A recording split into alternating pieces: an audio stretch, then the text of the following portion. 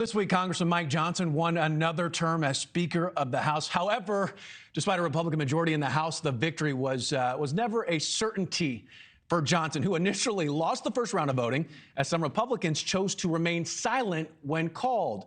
Those tallies were changed before a second vote was set to begin, with the president-elect even reaching out to some of those who abstained the first time around in order to keep Johnson in the Speaker's chair. Correspondent Elina Shirazi live in Washington with more on Johnson's very narrow victory. Elina. Xavier, nice to see you. Well, Speaker of the House Mike Johnson, we know he has managed to keep his seat. It is a job that has been proven notoriously hard to keep over the past few years, as we have seen with the last Speaker of the House. But the question still stands, is he going to be able to pass Trump's agenda with a razor-thin House majority?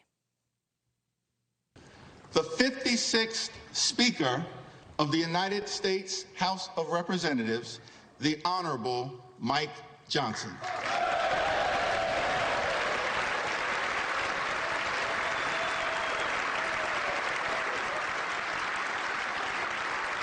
Speaker of the House Mike Johnson keeps his gavel. A tense vote Friday for America's Speaker led to 2 Republicans changing their votes from a no to a yes. We have a mandate, and that was shown in the election cycle.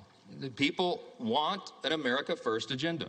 Trump backing Johnson with his support, speaking by phone with Representative Ralph Norman from South Carolina and Keith Self from Texas, whipping and flipping their votes for Johnson. And what changed is he said, look, I've got the president behind me. He's the speaker. I said, I know that. And the president was real helpful. His message to me, Mike is the only one that's got the likability factor to be elected speaker. I get that. What the process really shows, the challenges on the path ahead for Johnson as the party charts the path forward on President-elect Trump's ambitious agenda. Johnson says his mission going into the new Congress will be to work on bills filled with the president-elect's agenda items with 2 main priorities: addressing border security and extending Trump's tax cuts, passed in 2017 and set to expire at the end of 2025.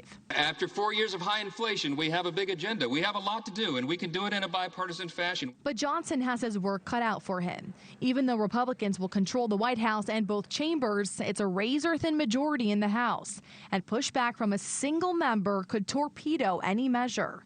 NewsNation caught up with House Republicans after the vote, asking what a Johnson speakership would look like with Trump in the White House. President Trump is the man, the art of the deal, so I think him giving assurance that we are going to have savings in reconciliation. Obviously, everyone wants to deliver on what the president promised, not to mention we all campaigned on it, so why wouldn't we do it? I would say this about Speaker Johnson.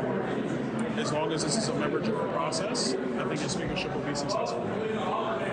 If it's not, then it's going to be tough. And we know that House Republicans are busy all day today holding a planning session for the Trump agenda bill. Our partners at The Hill now reporting that Johnson told lawmakers Trump wants to pass, quote, one big, beautiful bill instead of the 2 that they proposed earlier. Thanks for watching. Go to joinnn.com to find NewsNation on your screen. And don't forget to click the red subscribe button below to get more of NewsNation's fact-driven, unbiased coverage.